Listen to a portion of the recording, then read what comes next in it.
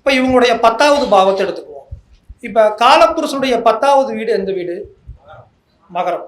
அது ரிஷப லக்னத்துக்கு எத்தனையாவது வீடு வருது? 9வது வீடு வருது.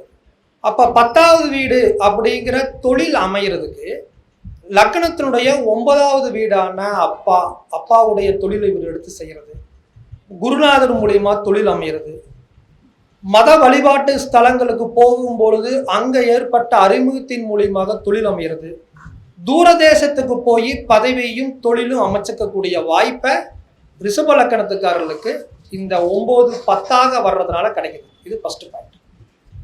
ரிஷப லக்கணத்துக்கு 10வது வீடு எந்த பாவம்? கும்பம். அது காலப்புருஷனுக்கு எத்தனையாவது வீடு? 11வது வீடு. அப்ப இவர் தொழில பண்ணக்கூடிய இன்வெஸ்ட்மெண்ட்டுக்கு, தொழில வரக்கூடிய பதவிக்கு, தொழிலால் வரக்கூடிய கௌரவத்துக்கு, இவர் பண்ணக்கூடிய உற்பத்தி தொழிலுக்கு காலப்புருஷனுடைய 11வது வீடு அப்படின்னு சொல்லக்கூடிய நண்பர்கள் மூலியமாக கிடைக்கிறது.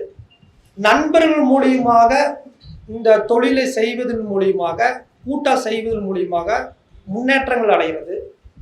பெரிய சமூகத்தின் மூலியமாக முன்னேற்றங்கள் அடைகிறது. தூரதேசத்துல போய் இவருக்கு பதவிகள் புகழ அனுபவிக்கக்கூடிய வாய்ப்பை இந்த லக்னத்துக்காரர்களுக்கு கிடைக்குது.